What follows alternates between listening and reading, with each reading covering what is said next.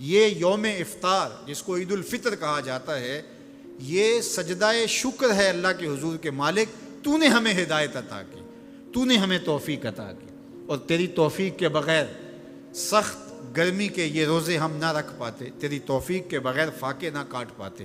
یہ تیرے ہی کرم سے، تیری ہی دی ہوئی توفیق سے ہمیں صبر نصیب ہوا۔ الصوم نصف الصبر، روزہ آدھا صبر ہے۔ تو جس نے توفیق دی، اب اسی کا شکریہ ادا کرنے کے لیے ہم کھلے میدان میں، ہم مرکز میں، ہم مسجد میں، ہم مختلف جگہوں پہ جمع ہوتے ہیں اور جمع ہو کے اس بات کا اعلان کرتے ہیں، مالک میری توفیق بھی تیرے کرم کا صدقہ، یہ قدم اٹھتے نہیں اٹھائے جاتے ہیں۔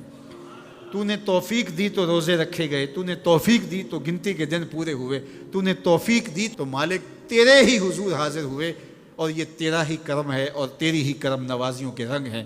حضرت معاذ بن جبل رضی اللہ تعالیٰ عنہ فرماتے ہیں کہ ایک دن حضور نے میرا ہاتھ پکڑا اور ہاتھ پکڑ کے فرمایا، اے معاذ واللہ انی لاحبک، اللہ کی قسم میں تجھ سے پیار کرتا ہوں۔ پھر دوبارہ فرمایا، واللہ انی لاحبک، اے معاذ میں اللہ کی قسم تم سے پیار کرتا ہوں۔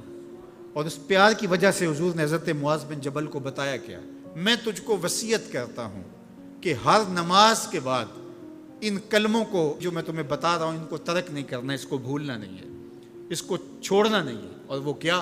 اللہم اعنی علی ذکرک و شکرک و حسن عبادتک، اے اللہ مجھے توفیق دے اپنی عبادت کی، مجھے توفیق دے اپنے ذکر کی، مجھے توفیق دے اپنا شکر ادا کرنے کی۔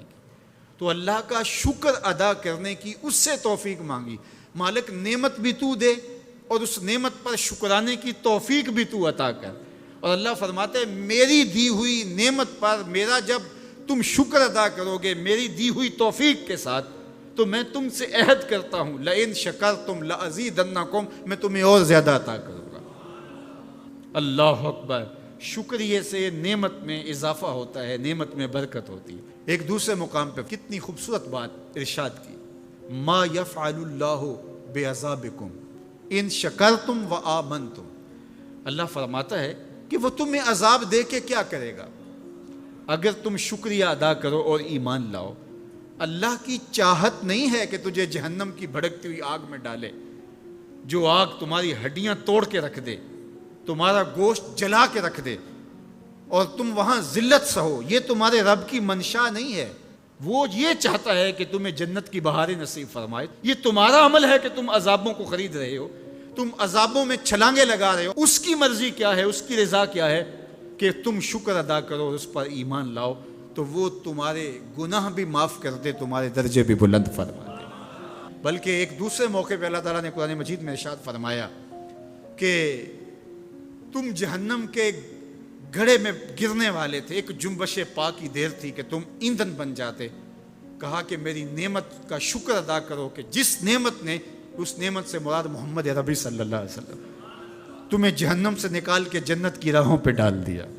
تو ہمارا رب ہمیں بخشنا چاہتا ہے، ہمارا رب ہماری مغفرت کرنا چاہتا ہے، ہمارے گناہوں کو معاف کرنا چاہتا ہے۔ رحمت رب بہانہ می جویت، اس کی رحمتیں بہانہ تلاش کرتی ہیں، اور بندوں کو بخشنا اسے بڑا پسند ہے۔ تو وہ کتنا کریم ہے، کتنا کریم ہے، کتنا کرم فرمانے والا ہے، کتنا رحیم ہے بندوں پر۔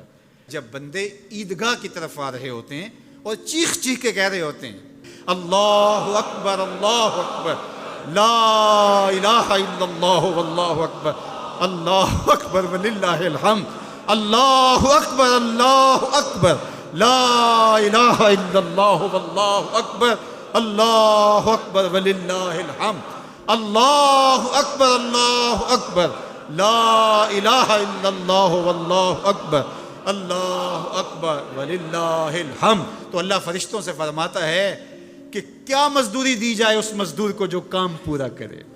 تو وہ کہتے ہیں مالک اجر تو پورا ہی ملنا چاہیے۔ تو فرمایا یہ چیخ چیخ کے جو مجھے پکارتے ہوئے آ رہے ہیں میں نے ان کو بخش دیا۔ اور وہ چیخ چیخ کے کیا کہتے ہوئے آ رہے ہیں؟ اللہ اکبر لا الہ الا اللہ واللہ اکبر اللہ اکبر وللہ الحمد اللہ اکبر لا الہ الا اللہ واللہ اکبر اللہ اکبر وللہ الحمد.